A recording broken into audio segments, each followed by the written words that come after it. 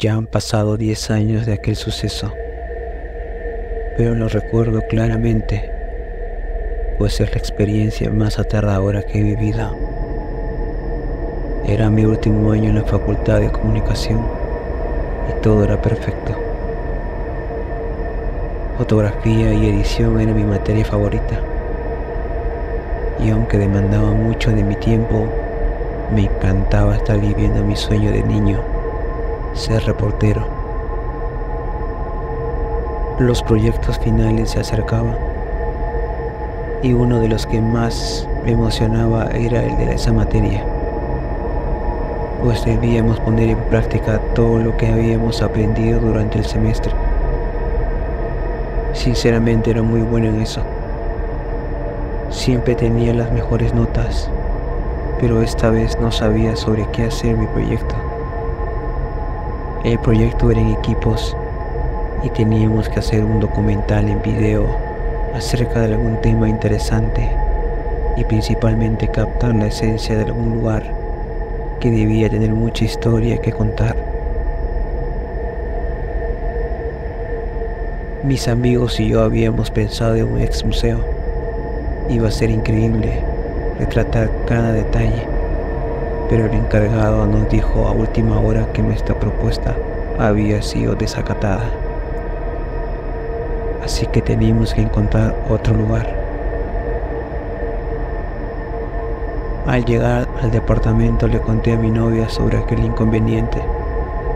Ella se quedó pensando un rato y después me comentó que le habían contado sobre un hospital psiquiátrico abandonado en las afueras de la ciudad, que tenía una gran historia, puesto que había sido el más popular en los 70s.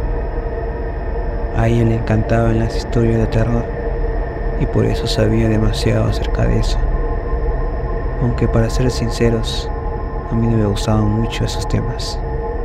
Era escéptico y me parecía ridículo pensar en objetos que se mueven solos o fantasmas, pero la idea no sonaba tan mal, pues podíamos hacer un reportaje sobre lo acontecido ahí y grabar todo el lugar por la noche. Seríamos la sensación, pues dudaba que alguien más hiciera algo así.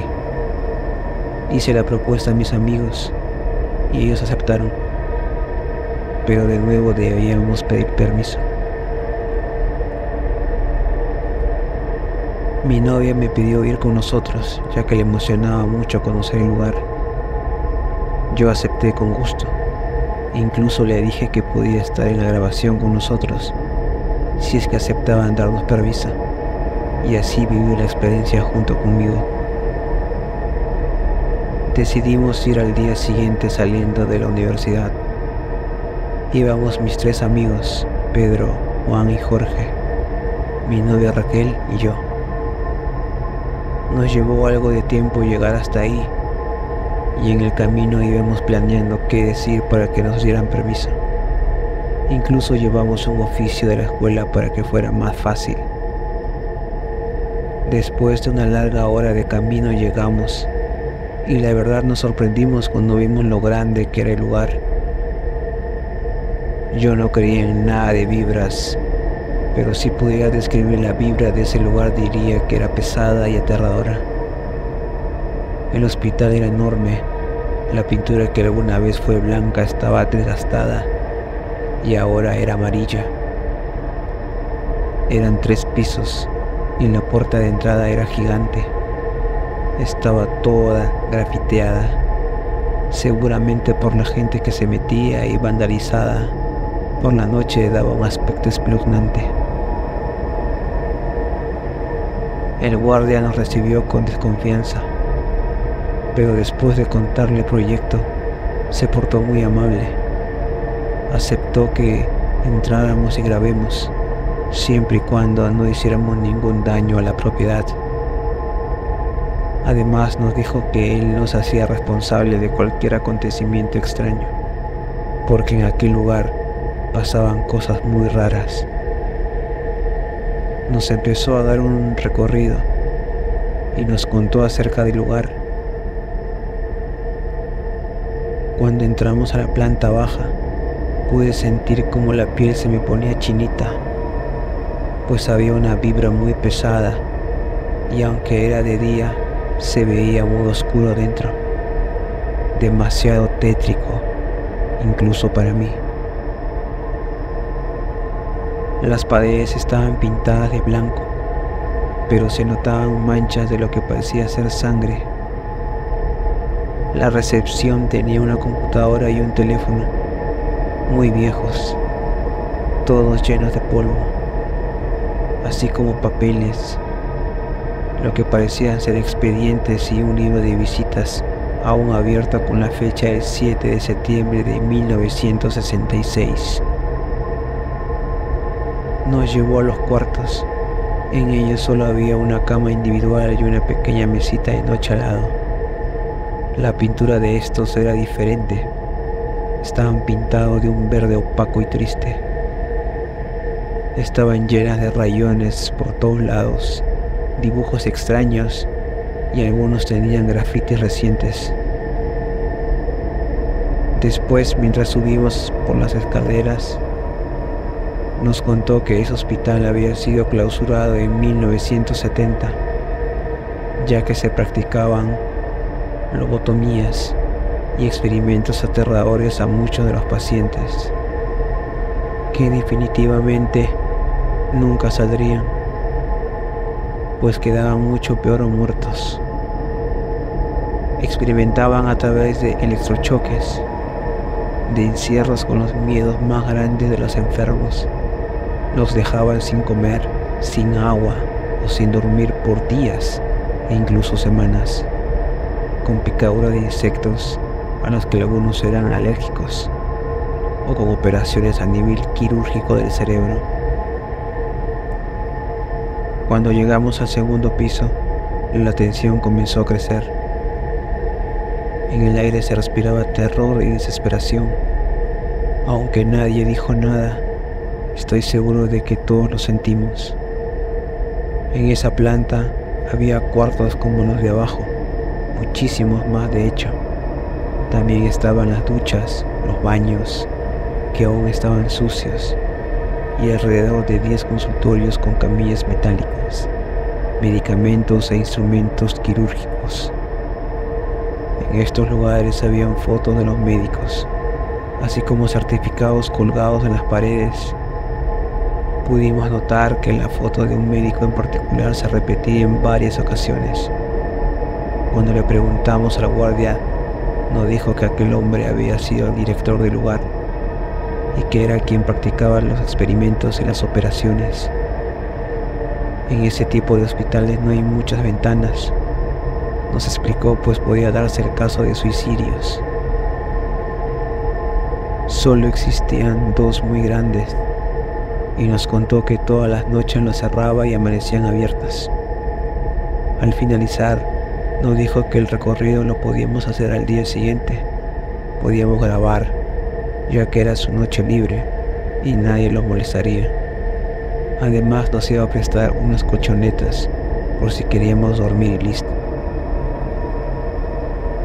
Teníamos lo que podía ser el mejor reportaje de la carrera, una experiencia increíble y aterradora. De regreso todos estaban muy emocionados.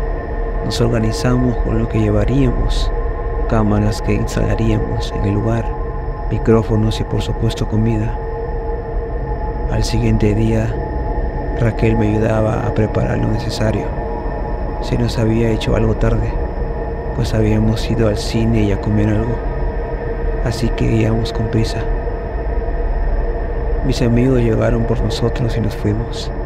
Íbamos muy felices, porque ese sería el pase a no hacer el servicio social y a buenas notas en nuestra materia favorita.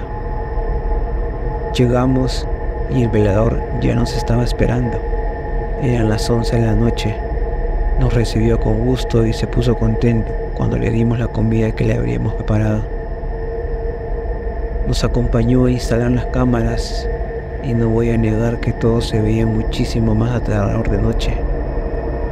Por un momento tuve el impulso de salir corriendo, pero no quise verme como un cobarde, aunque después de todo supe que todos ahí sentían lo mismo y me arrepiento de no habernos ido. Instalamos todo, cenamos, nos deseó buena suerte y se fue a su casa. El lugar era muy grande y habían 1000 puertas, así que nos recordó que la única puerta de entrada y salida era la que estaba llena de grafitis.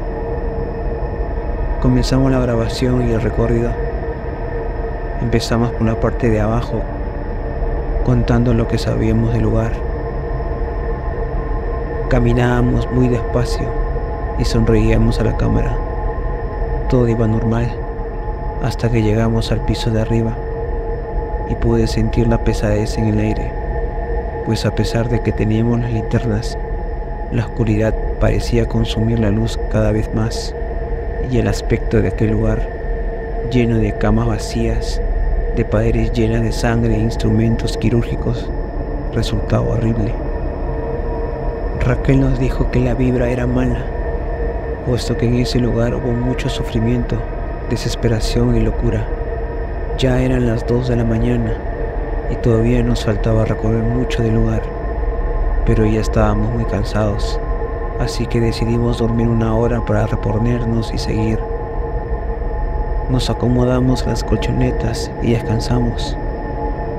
Fue difícil porque los ruidos provocados por el eco nos ponían nerviosos, pero al cabo de un tiempo el despertador sonó. Nos levantamos y parecía que teníamos aún menos energía que antes. Nadie entendía por qué. Tomamos algo de agua y decidimos seguir. Llegamos al último piso. Pasamos por las 2 ventanas y nos dimos cuenta de que estaba abierta, aunque antes de irse el velador la había cerrado. Esto nos causó miedo, pero no dudamos en decirlo en el video. La grabación quedó increíble. Terminamos alrededor de las 6 de la mañana. Eso marcaba el reloj. Pero lo raro era que aún se veía oscuro. Quizá por el edificio. Decidimos separarnos para ir por las cámaras. Los chicos ya estaban cansados y Raquel estaba nerviosa. Me dijo que ya se quería ir, que tenía miedo, pues había visto una sombra pasar cuando caminó hacia el baño. La calmé y le dije que solo era cuestión de juntar el equipo y después podríamos ir a casa. Más tranquila me dio un cálido abrazo y me ayudó a meter el equipo de grabación en la maleta. Después de 1 hora ya estábamos casi todos abajo, solo faltaba Raúl. Le gritamos en varias ocasiones, pero fue en vano. Él no respondía. Lo llamamos por teléfono, pero nada, no había señal. Decidimos ir a buscarlo, ya que queríamos largarnos de ahí e ir a dormir, pero no lo encontramos. Así que revisamos las grabaciones en la computadora de la última hora y primero no encontramos nada, pero después de un rato, en el minuto 46, pudimos ver a Raúl caminando hacia una de las cámaras hasta que algo invisible lo aventó con fuerza y lo arrastró fuera de ahí. Sorprendidos y muy asustados, pudimos notar cómo se nos ponían los pelos de punta. Raquel empezó a llorar, estaba aterrorizada. Traté de calmarla, alentando a todos a buscar a Raúl, pero a pesar de todos nuestros intentos no pudimos encontrarlo. Ya había pasado alrededor de 1 hora y media y seguía oscuro. Debían ser ya las 7:30 de la mañana. Nuestros teléfonos no tenían señal y tenían muy poca batería, y en el lugar no había luz. 2 de las lámparas aún tenían pila, pero finalmente decidimos salir a buscar ayuda, ya que parecía que el hospital se había tragado a mi amigo y ya no sabíamos qué hacer.